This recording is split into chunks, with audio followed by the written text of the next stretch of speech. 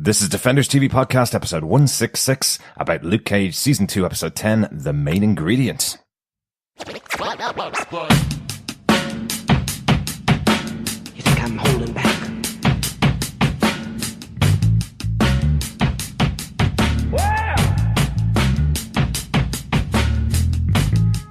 You think I'm holding back?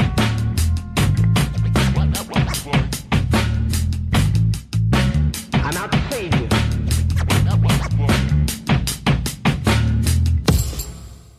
Welcome back, fellow Defenders. This is Derek, one of your hosts of Defenders TV Podcast, and we're on episode 166 of our podcast talking about Luke Cage, season 2, episode 10, The Main Ingredient. Hello there, fellow Defenders. I am one of your other hosts, John. Yes, it is the main event, the main ingredient, Defenders TV Podcast, where we are going to deep dive into our spoiler-filled review of episode 10 of Luke Cage. So, yes, fantastic.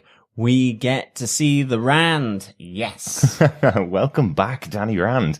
And unfortunately, as how these things always seem to work when we get to our main event of the series, unfortunately, Chris can't join us. So it is Gotham TV Podcast returning for Defenders TV Podcast, as myself and John also host Gotham TV Podcast. But no Chris, unfortunately, for this episode. I know he's absolutely kicking himself.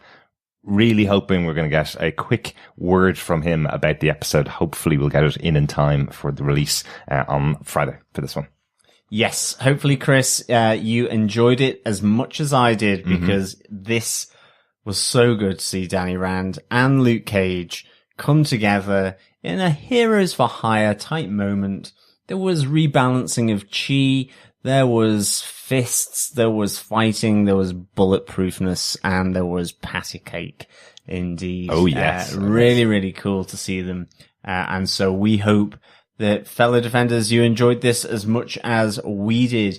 And of course, if you want to subscribe, leave a review, rate us, and please do head on over to our website at defenderstvpodcast.com and go to the subscribe section for any of your good or evil podcast catcher where you can listen to us. And of course, please remember that if you love podcasts, we are also brought to you in part by Stitcher Premium and Wolverine the Long Night. Head on over to stitcher.com/premium and put in our promo code Defenders, where you can get all 10 episodes of Wolverine the Long Night, which is a Marvel scripted podcast.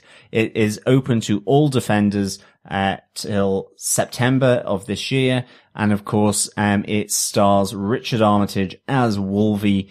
And of course, it's a great investigative podcast. Yeah, scripted podcast. So we definitely recommend that you check that out. Absolutely. Not just that as well. They do have an after show for Wolverine the Long Night as well, where they talk about it and interview some of the cast and interview the people behind the show. So you get that as well. And also, apparently, John, they have 79 live shows from Weird Al Yankovic exclusively available on Stitcher Premium as well. So you'll have loads and loads of content for your free month. Yes, absolutely. You get it for a month free. And of course, after that month, you can either maintain on Stitcher Premium or you can cancel. But of course, that first 30 days is absolutely free if you plug on in our promo code Defenders. But I think with that, let's get into this episode. Derek, what are some of the episode details? Sure. The episode was written by Akela Cooper. This is her 4th episode of Luke Cage so far, so very, very confident with the character of Luke. She also worked on American Horror Story, The 100, and Grimm, so lots of other TV shows that she's worked on. I really like Akela Cooper. Great writer for this show. Yeah, American Horror Story. Gosh, that made me a little nervy. Jump and scream most of the time. Yeah, but great. Absolutely loved it. From the minds of Glee. Who would have thought? I know. Excellent stuff. Ryan Murphy, fantastic showrunner for many, many shows. This episode was directed by Andy Goddard. We talked about him loads before. Most recently, he did 2 episodes of The Punisher. Wonderful episodes, Kandahar and Crosshairs, really 2 really good episodes of that season. He also directed Bar the Big Boss, episode 12 of Iron Fist season 1. I think that's the episode that we all absolutely loved of Iron Fist season 1. I had the big battle in the park, with Colin Wing versus Bakudo and Danny versus Davos as well. It was a really, really good episode. So you can see in his hands having an episode where you have Luke and Danny fighting together is a really, really good choice. Yeah, absolutely. Welcome back, Andy Goddard, and welcome back to telling the story of the immortal Iron Fist. This time in Luke Cage Season 2. Really good to see these two team up, and I think really nicely done. Absolutely. And do you want to tell us what Akela Cooper and Andy Goddard gave us with your synopsis for this episode, John? Sure. Danny Rand drops by Pop's Barber and insists on helping Luke Cage recenter his chi while they hunt for Bushmaster. Misty Knight pursues a traitor at the precinct as Nandi's absence from work raises her suspicions. As Nandi tries to leave the country, she is apprehended and brought to justice for her betrayal by Misty, who is offered promotion to captain of the Harlem precinct. Meanwhile, Luke and Danny's investigation lead them to an abandoned warehouse following a tip-off from Turk Barrett. Danny and Luke discover that the warehouse is attempting to grow nightshade for John McIvor's strength-imbuing potions. But as they fight their way through Bushmaster's men, he is nowhere to be found, and the trail goes cold.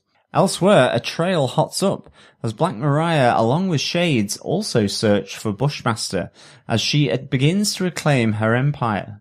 Embracing her Stokes heritage with Anansi as hostage, she sends a message at Gwen's restaurant, as she murders everyone inside, and then burns Anansi alive.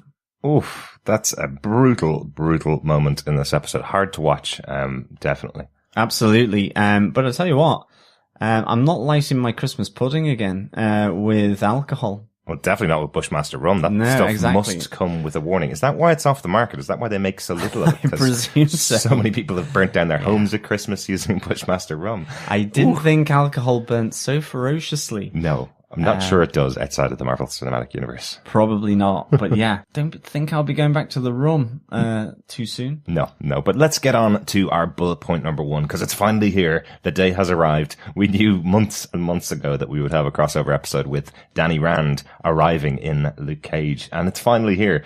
Unfortunately, it comes directly after the best episode of the season, which is almost impossible to beat, but this does a great job of trying. Really does. Our bullet point number 1, Danny pays a visit to Pops.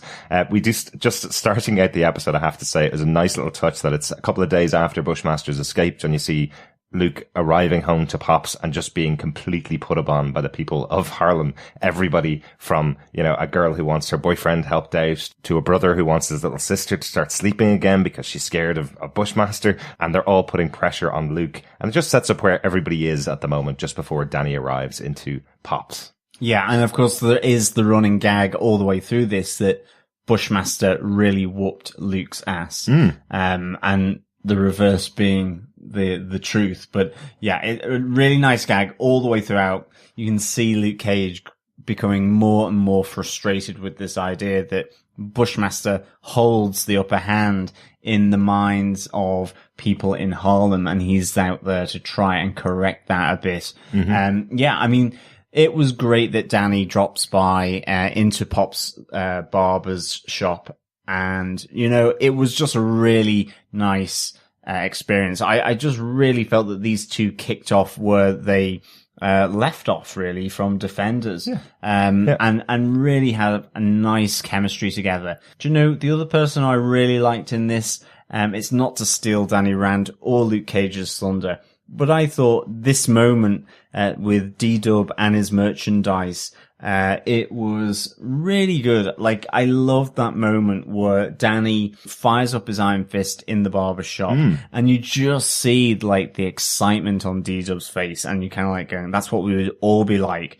I love all the merchandise. He's got the Power Man t-shirt on.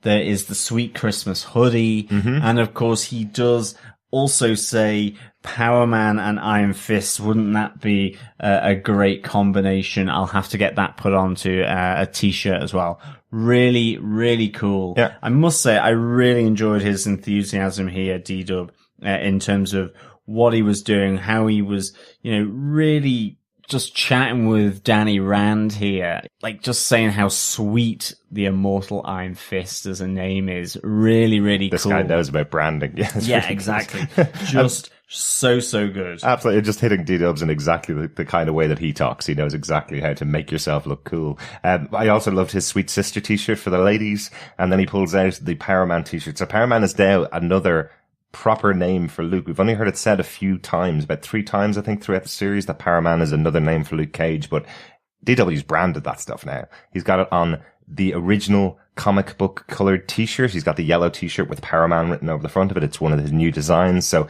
we do see some great connections in here. Another great one we see later on in the episode is Danny wearing the Sweet Christmas hoodie, which is in green and yellow. Yep. Danny Rand's Iron Fist costume from the comic books as well. So really good stuff. It's nice to catch up with Danny here.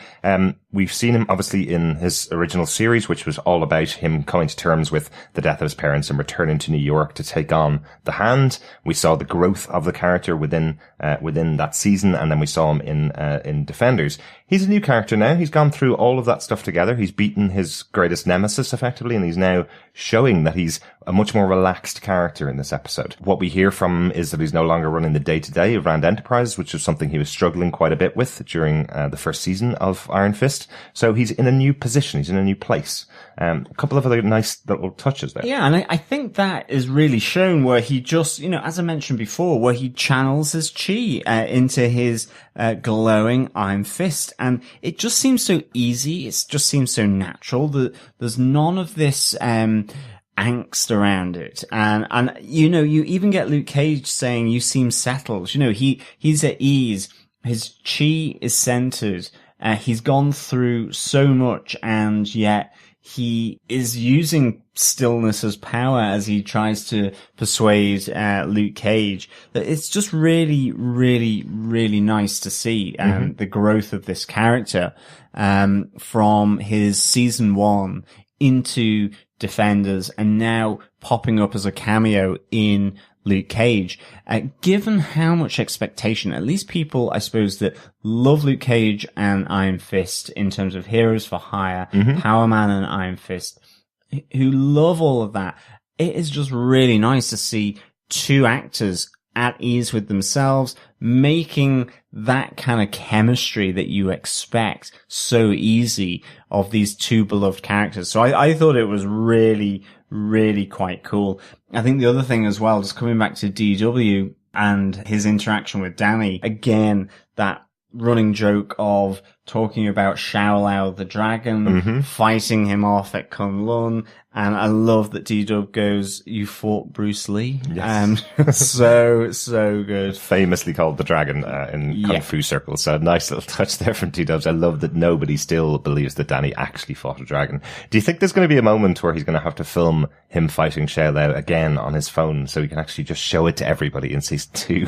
That's going to be the big moment of season 2. Nobody believes that I fought this undying dragon, so I'm going to actually share it. There's some great little touches in this episode for that. And yeah, DW is just fantastic in these scenes. It's a really good moment because we know that Luke and Danny know each other. So having somebody external to them, having these conversations with them, kind of, joking about the fact that the 2 of them are meditating to find their touch, wondering whether Danny Rand is able to read minds because of how he's able to see through what Luke is throwing out there, that kind of stuff. I think it's a nice touch to have some comedy character in the background commenting on what they're doing. But the meditation actually works. It does get them to the point of being settled and be able to go through the clues they have available to them to find out where Bushmaster might be. Well, it does. I mean, Luke is looking pretty sort of agitated in the barber's chair.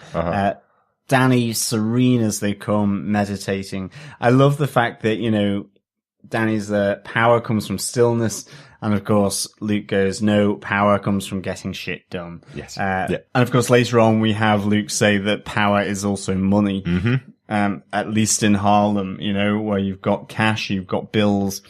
People will generally certainly leave you alone or treat you very differently. Yeah, absolutely. And we see that from Mariah. Mariah offers a drink to Danny after criticizing Luke when they arrive in. We see that people step back when they see Danny there because hey, he's like the CEO of a huge corporation. You don't want to be shooting him. You don't want to be caught for his murder.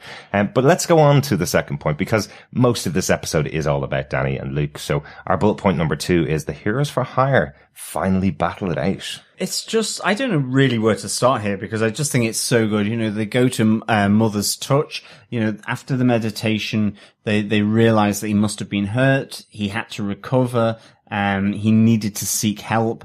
They immediately think of his magical potions. They head to Mother's Touch. There's nothing there.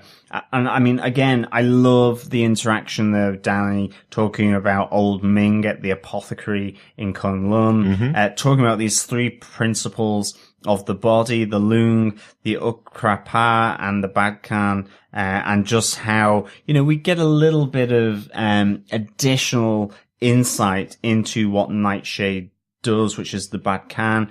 He needs more, but it becomes less effective, and that it poisons him. Yeah. You know, so we get confirmation here that, you know, this stuff is not doing Bushmaster any good whatsoever. You know, is it effectively killing him, turning him crazy? Who knows?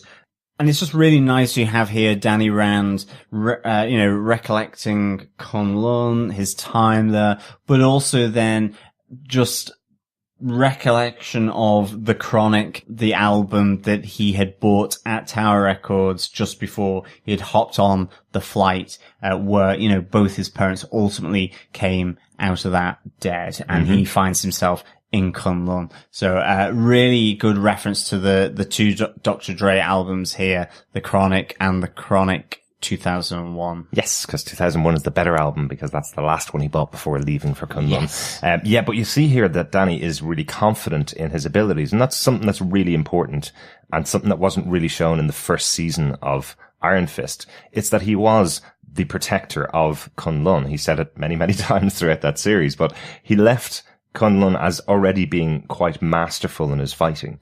And I like that we see this kind of playing out. We hear a little bit about his teachings, which we didn't hear a huge amount about before, but he's connecting it back to things that he knows about. I like that it also connects Luke as to what Nightshade is. Luke kind of goes, so it's like heroin, basically. It makes you strong and powerful, makes you think you can do things you wouldn't be able to do in real life, but the more you take of it, the worse you get. So that's Luke's connection for it as well. Yes. But ultimately, they head on over and meet an old trawler of the streets here in Turk Barrett, who seemingly has gone legit in that he's opened up a head shop. Yes.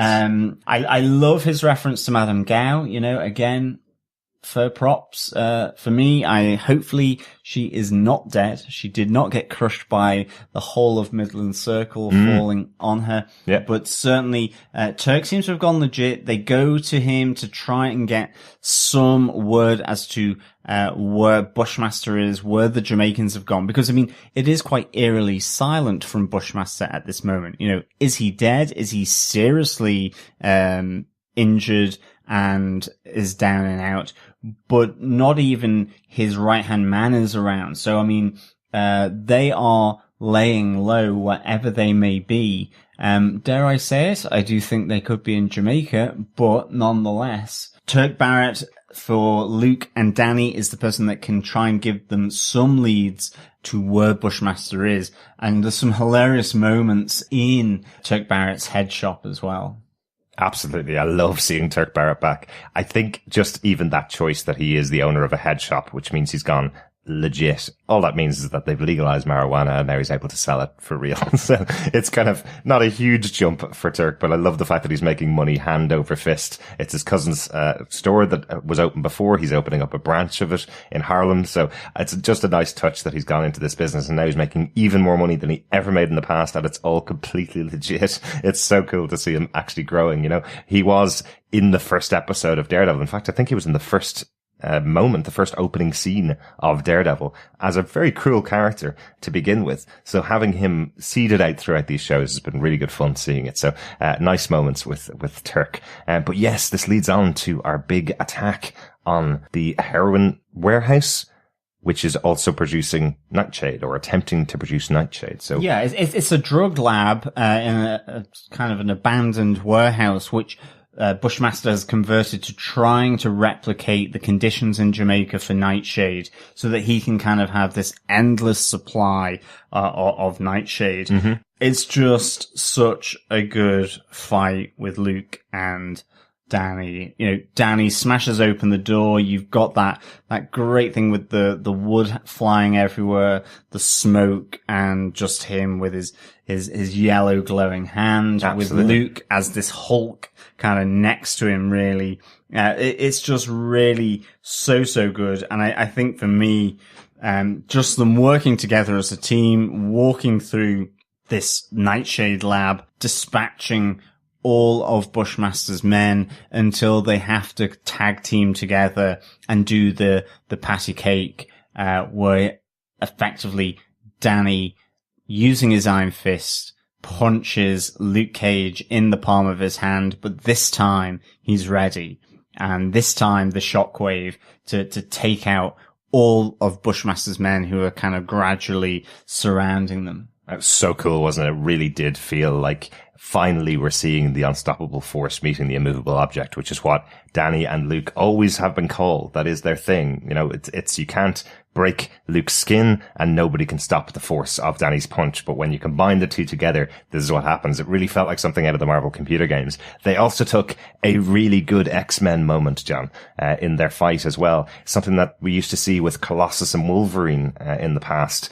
It's effectively this move called the fastball special that was always done where Colossus would pick up Wolverine and throw him across the room. We see that here with Luke Cage, where he picks up Danny and throws him across the room at the last of these guys that are in the warehouse to beat them up. So a nice little callback in the fight, I suppose, but a really, really great moment. Also, just a quick touch as well that I liked when Danny punched down the door. The lighting right behind the door is the green lighting. So again, yes, calling out Iron Fist. I think I had written that down as Danny as a grenade to take out the RPG. The fastball special. Yes. Nice. Yeah, really cool.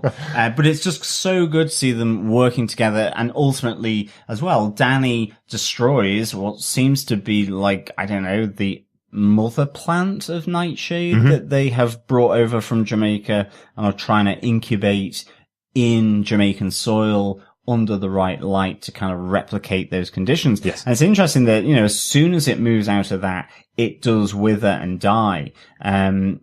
So it's certainly not a hardy Nightshade plant.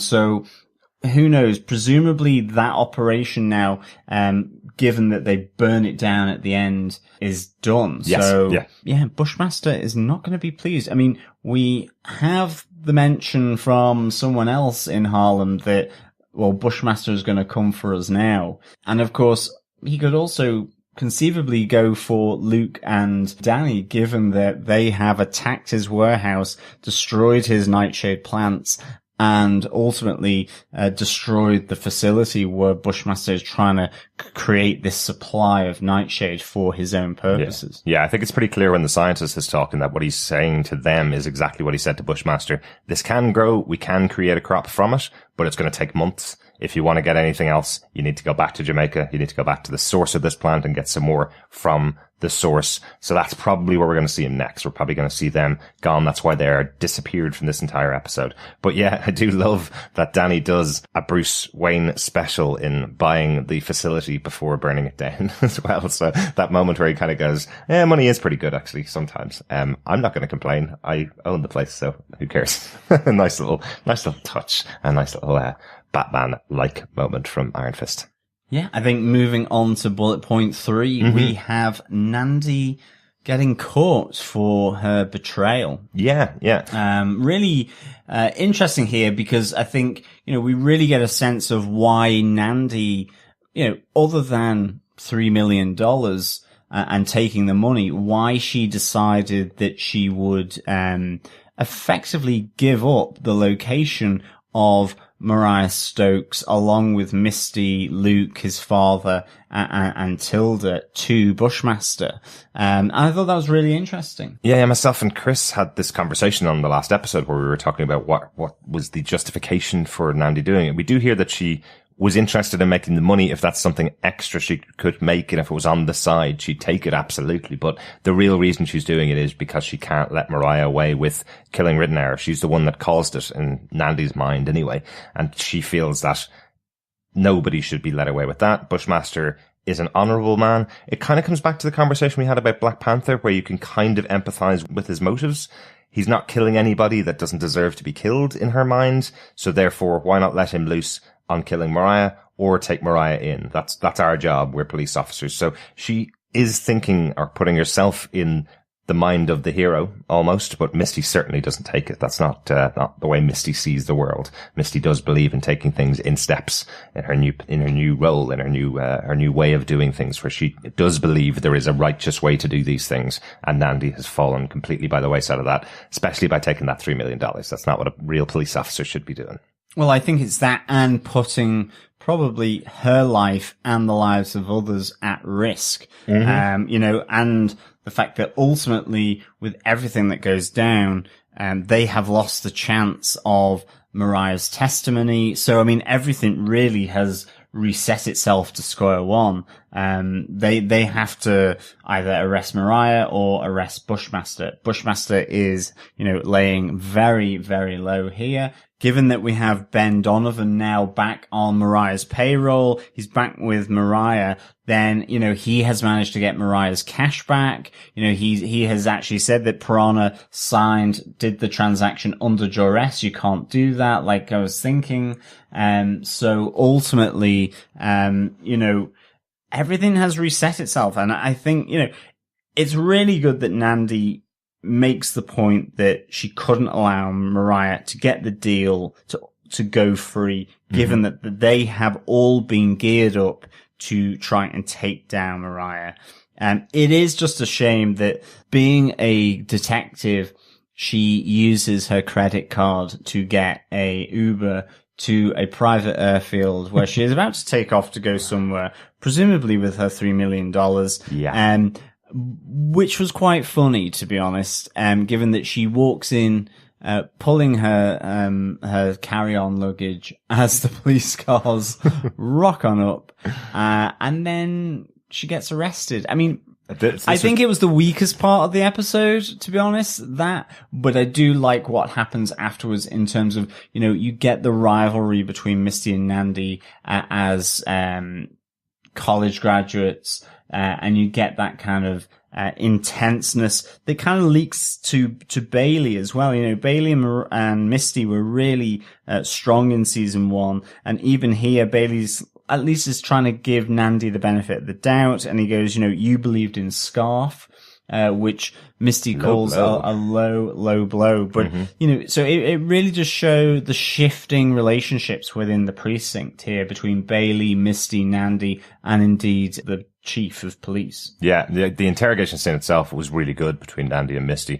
I love how Nandi's trying to put herself in the position of the hero, as I say, but is just tying herself in knots, and Misty's having none of it. She's really trying to say how great she is and how wonderful she is, and she's always felt like she's in the shadow of Misty, or that Misty got opportunities that she wasn't deserving of, but Misty's having none of it. But Misty doesn't lose control. She steps away, says, "You're not worth it," and steps away. But you are right, that scene in the airport is atrocious. It's awful. It just doesn't feel becoming of the episode. It feels like something out of one of the CW DC shows. It just seems really tacky. Especially that moment when Misty says, "Turn around, I'll put the cuffs on you." She turns around with 8 other armed police officers pointing their gun at her, and then turns to punch Misty and run away. And you're going, this is ridiculous. She wouldn't have tried that. But at least it led to a great interrogation scene. And it also led to, and again, I'm sorry Chris isn't here for this one, because this is one he's wanted all season. We actually genuinely see Misty Knight get her promotion. We see that it's actually partly coming from her work at Midland Circle, which is the Defenders series, where she's working alongside other people and putting her life before other people. We hear from her chief, Priscilla, that because of her work at Midland Circle, where she put her life before everybody else, that's where she lost her arm, that this is the reason that she's going to now take control of this unit in Harlem. She didn't actually say captain. She says you're going to be the leader of this unit. And part of the reason for this, even though there's no precedent in the past, she's jumping straight from detective to captain, effectively. The reason for this is because, well, they've got a bulletproof man running around Harlem proclaiming himself as the leader. They've got Mariah running around Harlem proclaiming herself as the queen.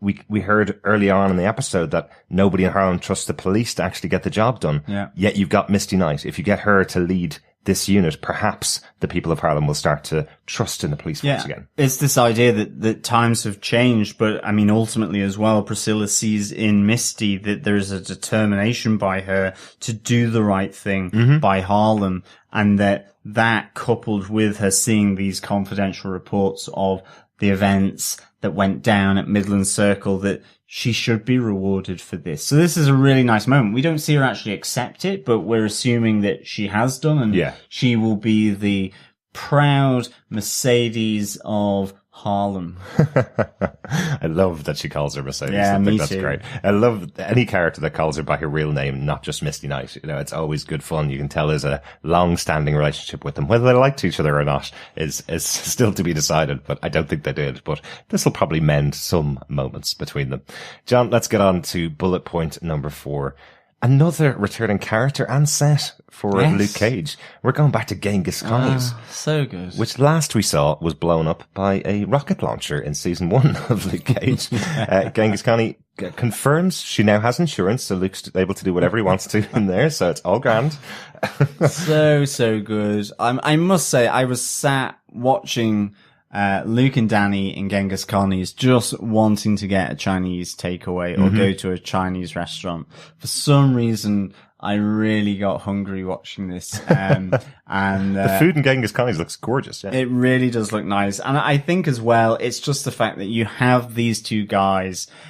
You know, they came together over a dumpling in the Defenders, and here we have them eating more food. You know, food feeds the soul. We're talking about stillness. We're talking about balance. We're recentering. And it's a really good moment for these two to be sat down, sharing the Chinese food, really having a significant conversation about why actually Danny did pay a visit to Pops, and to reconnect with Luke, to come along with him to hunt for Bushmaster. And, you know, we have these moments all the way through here. You know, Danny takes Luke out to Columbia University to a real high point, you know, just before they go to Turk.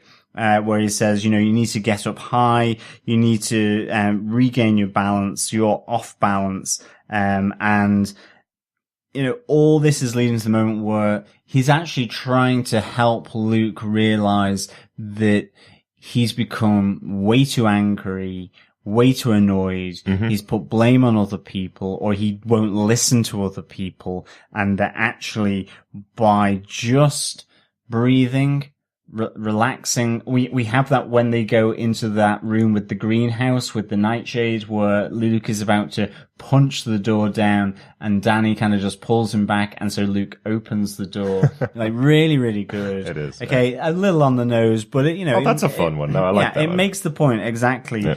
And just before they go to find Turk, they're at Columbia. Effectively, Danny takes a fight to Luke to try and really show to him that because he's so agitated, he's so angry, his mind is on other stuff. He can't focus on the fight. He can't focus on what he needs to do to bring in Bushmaster, that ultimately he gets sent to the floor by Danny. And here in Genghis Khan's, the reason for all these hints along the way is because of Claire Temple. That's right. Yeah. Claire is the one that sent Luke in because she's concerned for Luke, as we saw earlier on, as we mentioned earlier on in the series, that Claire has made the right decision to walk away from Luke the way he is now. He's an angry man who can't stop his anger. He's letting everything get to him. And the stress of trying to take care of the streets of Harlem, he's using that as a justification for getting angry all the time. And what we see with Danny is he's going to give him some mechanisms to actually manage that. This is a great use of the Danny Rand character because he does feel like that Zen master, really, doesn't he? He has these moments just where he feels relaxed and totally in control.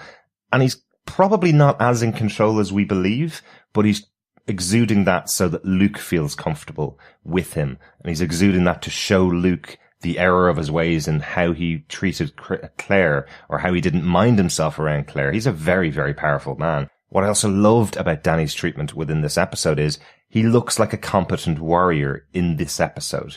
Yeah, definitely. We saw in the past where there's been moments up against the hand during Defenders and up against the other characters in Iron Fist Season 1, where if he didn't fire up that Iron Fist, he wouldn't win in a battle.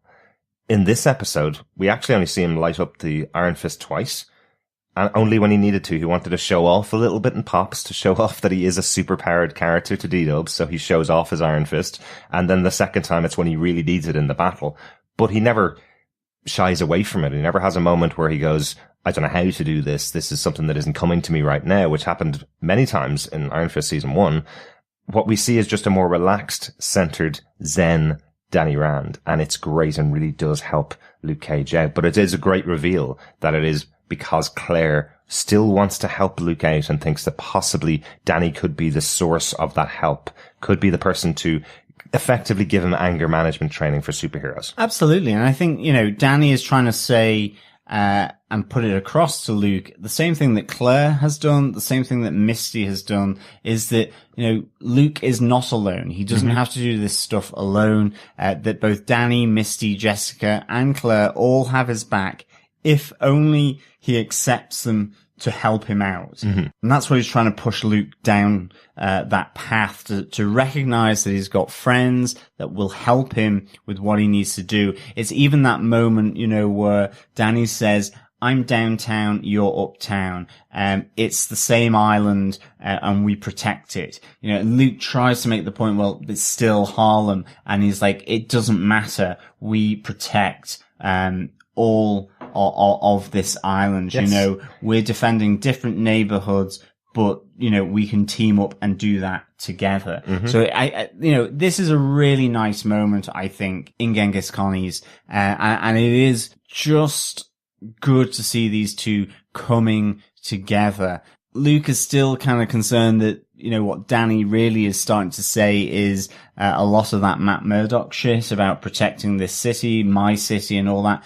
It's focused on Harlem for Luke, but nonetheless, Danny's trying to say, look, we work together, we defend this island of Manhattan. Exactly. And maybe that Matt Murdock shit is coming from the fact that possibly Danny Rand at this moment in time is standing in for Matt Murdock. Maybe. Who knows? We will find out in Iron Fist Season 2. But yeah, no, I do like that touch that he is saying we're defending different neighborhoods. So he is confirming they are still the defenders. Maybe we won't get a season out of it in future, but he is still going for the maybe we should team up in future. So we could possibly get a little bit of Luke Cage over in Iron Fist Season 2. And I would be all for that. Their interactions in this episode are just perfect. They're absolutely great. You could never, ever have had them without going through Luke Cage Season 1, Iron Fist Season 1, and the Defenders to get them to this point where they both feel comfortable, to get them to this point where they've dealt with their demons. As I mentioned earlier on, Iron Fist in Season 1 was going through something huge. He didn't want a best friend to tag along with to sort out the problem that he'd created, which was effectively leaving Kunlun alone and having it attacked and everybody inside killed. He did that. He has to deal with it. He got back to the Defenders and he came out of the Defenders a winner. He came out as the one who defeated his greatest enemy. So he is only now able to be this centered Danny Rand. I'm sure he's going to go through loads of trials and tribulations in Season 2. That's what those shows are for. Otherwise, pretty boring just watching Danny Rand sitting cross-legged in Colleen's dojo for the 13 episodes. But I really like this version of him being a kind of a guiding force for Luke Cage, because as we've been talking about all season, all of his friends have gone now. There's not that many people around. The only person he's able to at least bounce a thought off of is DW, who's really just listening to the thoughts, looking for the next t-shirt idea, really. But we do get a lovely moment to close out their scenes together, where Luke does ask Danny one last time, just since it's me and you sitting here, that dragon stuff, that's all a metaphor, isn't it? For something? Yeah, absolutely. Really good Really good. And Danny comes back with, you can accept that you're bulletproof, you can accept that I have a fist that glows, but you can't believe in dragons. So I think, as you said, I cannot wait till Danny, in some way shows Luke Cage, Xiao Lao, in Shaolin, or is it Kunlun? Because, yeah, I love the fact that Luke Cage is like just not getting all the words. He's not getting the names, the references. He's calling Kunlun Shaolin, and, you know, he's going, the dragon, what's the name? You know, it's Xiao Lao, and really, really good. I like this conversation a lot because, yeah, it is that thing that is unbelievable, and it should be for Luke Cage, even though there's all this other stuff that's going on. I just love that is the thing that, Luke Cage just cannot get past. Yeah.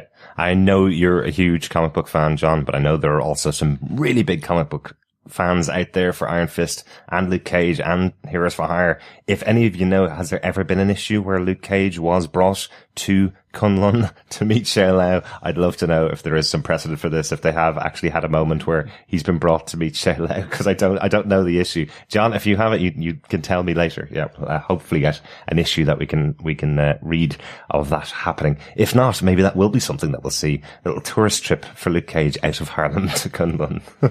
But I think we need to get on to our final bullet point number 5. Mariah takes the fight to Bushmaster. Wow.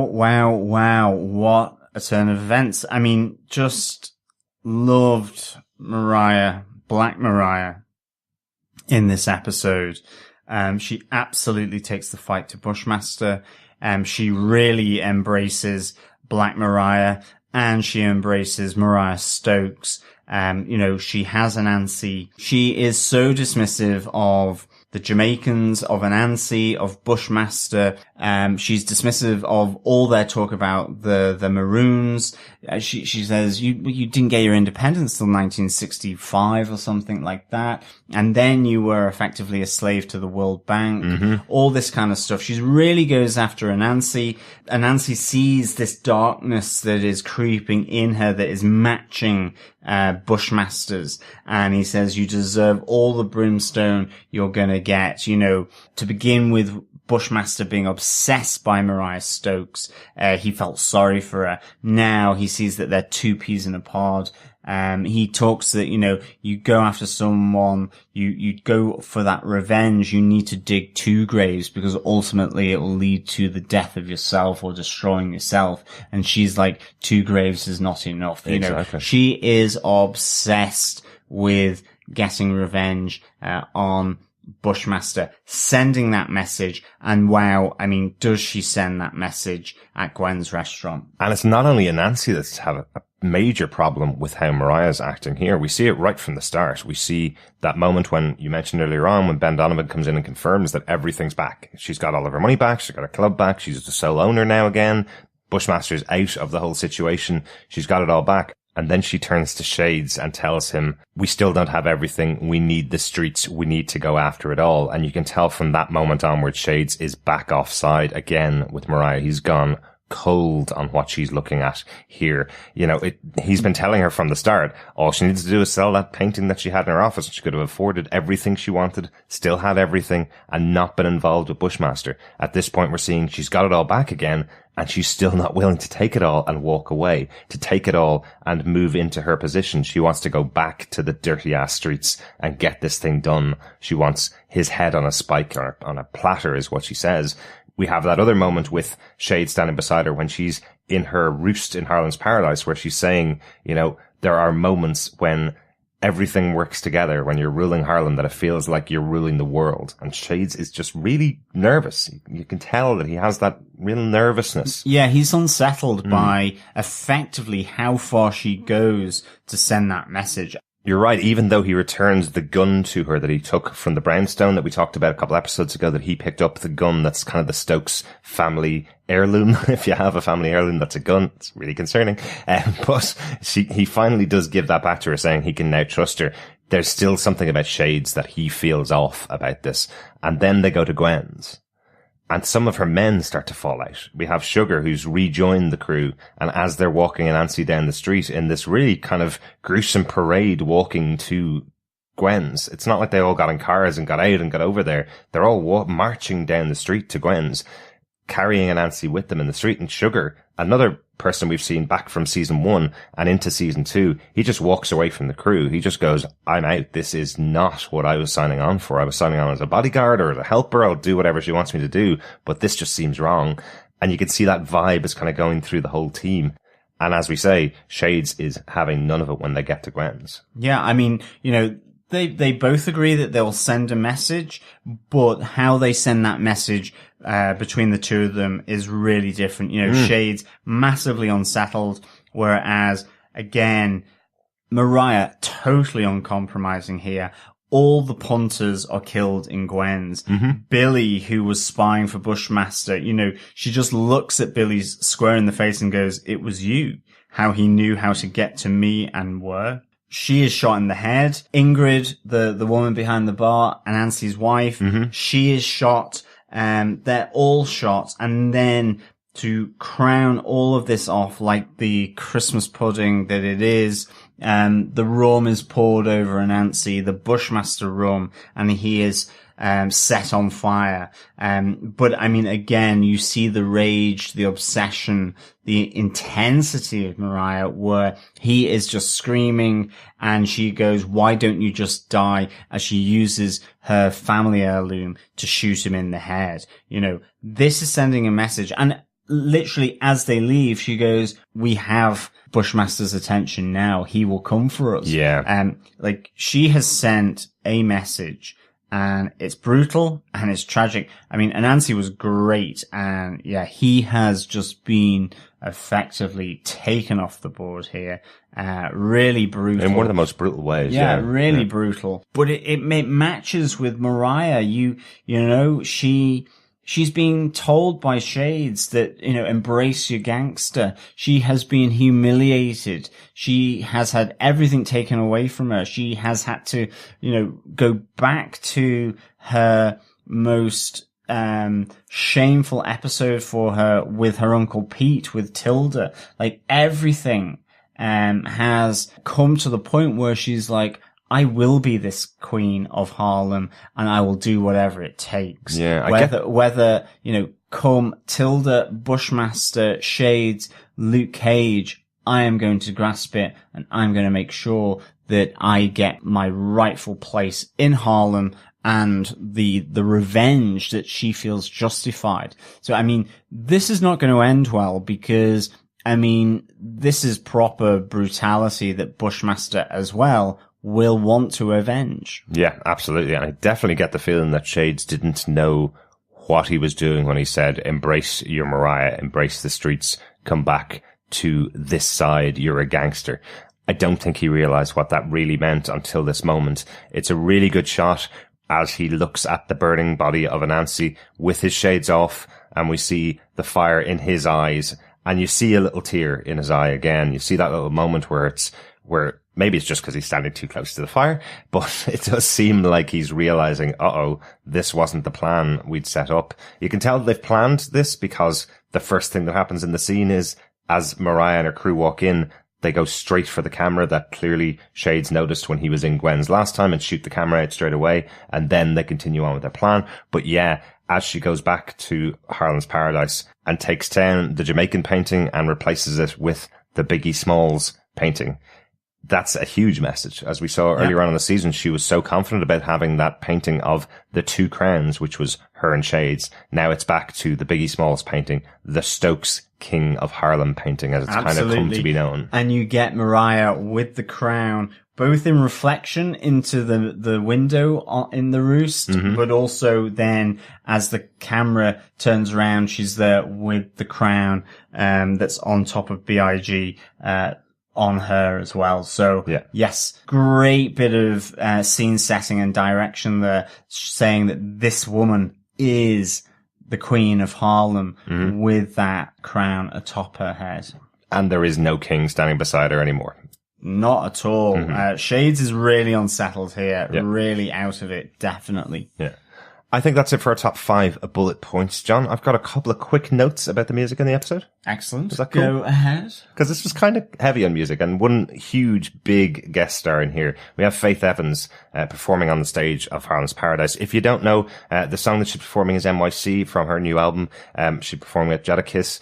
but she was married to the notorious B.I.G. back in 1994. That was the time that he was shot and killed. And just before she starts performing, we see that new painting of Biggie Smalls with the crown on. We see that being replaced and put back up in Mariah's office. So a nice little touch there, that she was so connected to B.I.G. Yeah. Another really nice connection is the actress who plays Nandi, Antonique Smith, who plays Nandi in Luke Cage. She played Faith Evans in the movie of Biggie Smalls' life, Notorious.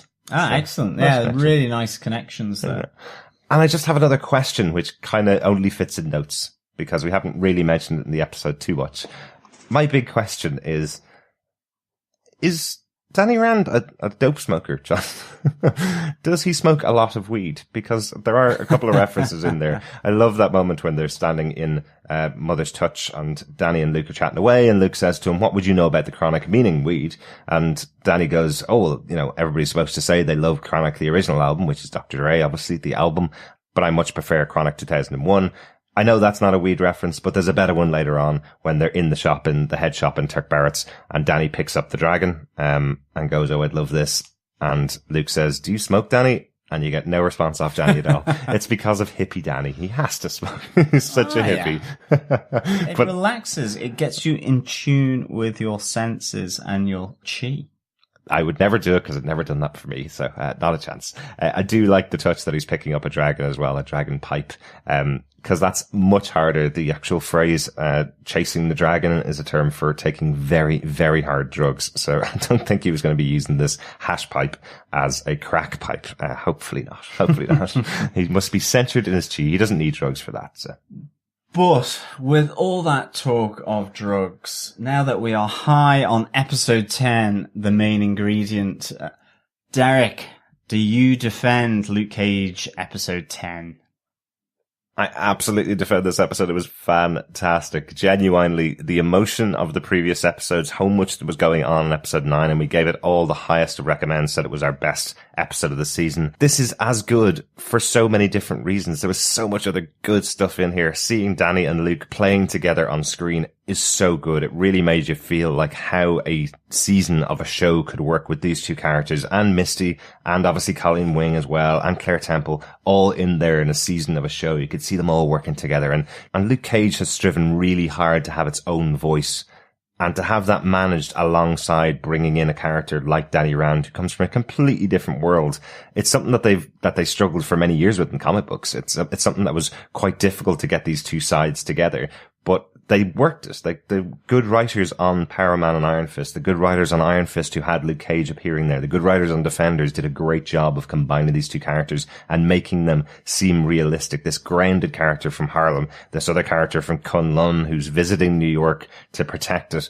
They work really well together for very good reasons, and they're all plainly on show in this episode. Akela Cooper did a great job writing it. It was such a good time. Really enjoyed it. So high defend from me. John, do you defend this episode of Luke Cage, the main ingredient? I do defend this episode of Luke Cage. I give this 5 M's. Marley, marijuana, murder, Marley, marijuana out of 5. I really do. I love this. I mean, to have these two together, Luke Cage, Danny Rand, fantastic. Heroes for hire, working through a case, fighting together, counseling one another, the jokes, love D-Dub, absolutely fantastic, hilarious, like, interchange as Danny is there in Pop's Barber.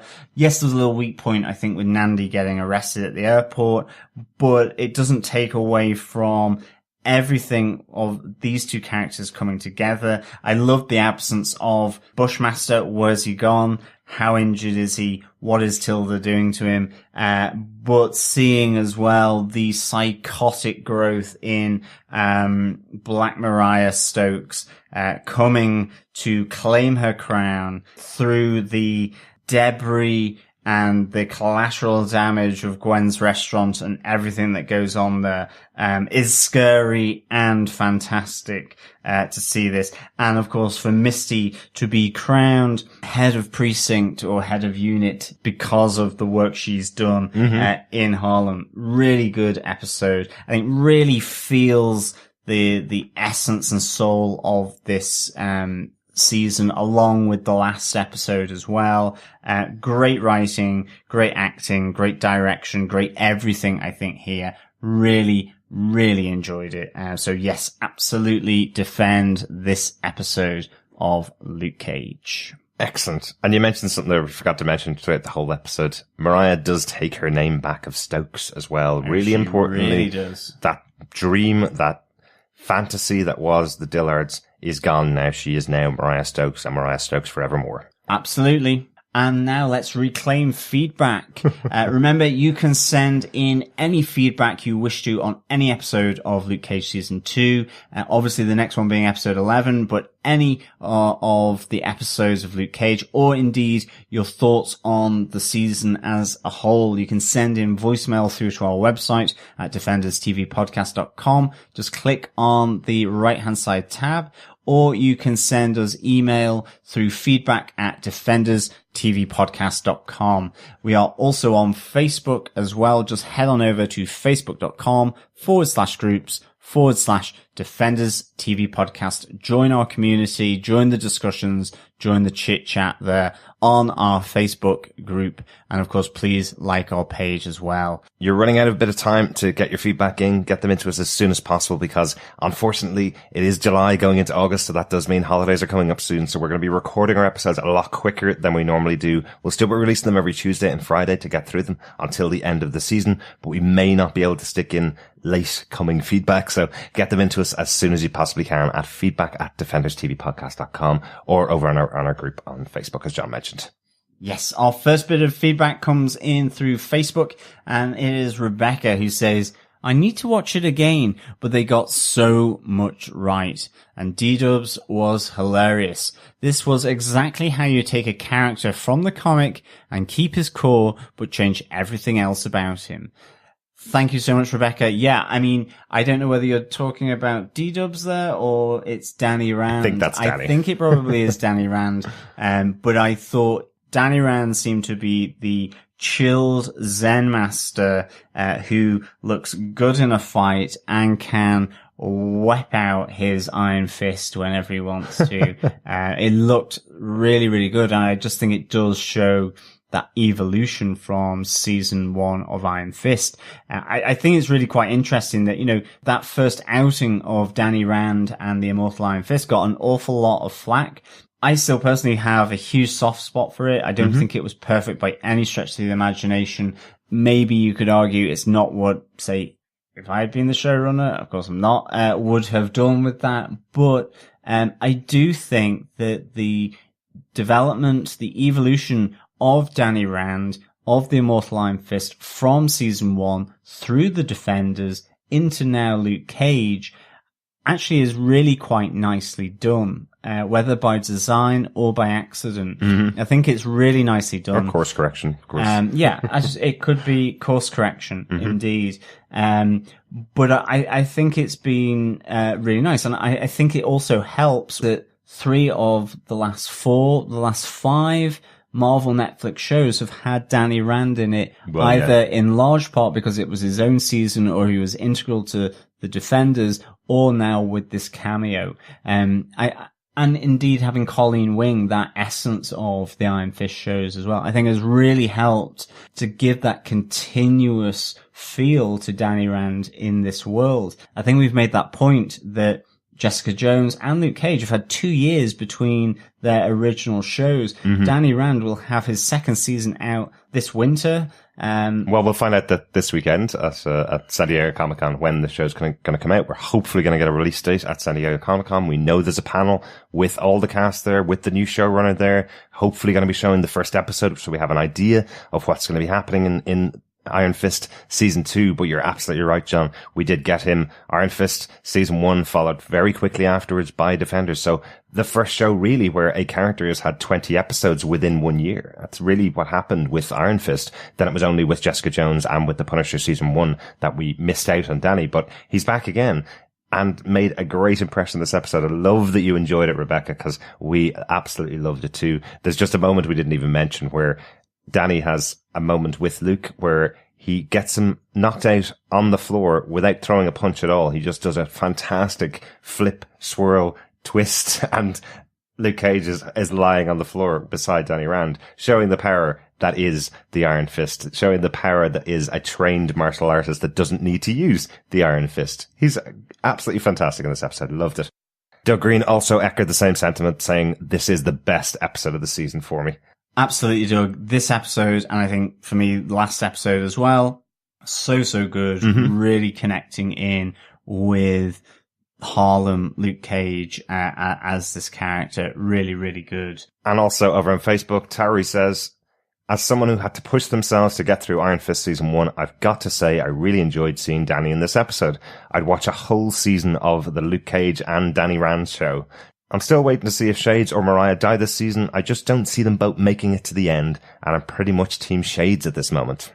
Interesting. I completely agree with you that I'm not entirely sure that Shades or Mariah will both come out of this season alive. It would be a shame to see both of them go, but I have to say, Mariah for me, is probably going to die because she has been so obnoxious, especially what happens, in Gwen's restaurant. I mean, that is ripe for revenge killing all over it. As well as a treatment of Tilda. You know, is Tilda going to come in with a sort of a crafty, knife to the back? Who knows? Or will Shades turn on her? She really is not endearing herself to anyone in Harlem. And I suspect even Misty and Luke, after they get wind of this, are going to go, what were we thinking, trying to give her a deal of immunity? You know, maybe Nandi is right here in that sense, given what she's turned into. Yeah.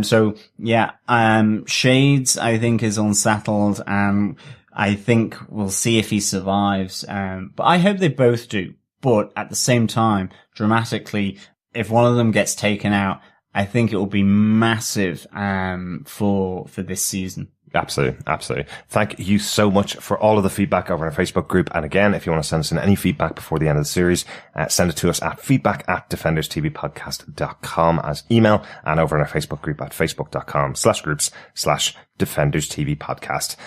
You can also write a review for us on any good or evil, bulletproof or bullet-riddled podcast app by going over to your podcast app and going in and setting a review. Haven't got many reviews this season. Unfortunately, the only review we've had was somebody telling us that Chris needed to raise his mic levels, which isn't really a review. That's more of an email that you probably should send us, isn't it? Well, it was excellent. We've been able to tell Chris to raise his mic levels. Yes, by him not joining us for an episode. Sorry, Chris. Chris will be back with us before the end of the season for the rest of the shows. Speaking of which, we'll be back with our review of Luke Cage, Season 2, Episode 11, The Creator, next Tuesday, and then on to our final 2 episodes the following week. You excited, John? I certainly am. I really hope Danny Rand is still in the next episode as well. I suspect he will be trotting off to big hole in the mountain that used to be Kunlun to cry himself off to sleep again. But I really hope he's back in this season at some point. I actually was expecting there was a moment where he was going to go, my work here is done, and then just disappear off, walking down the street to the theme of The Lonely Man from Incredible Hulk.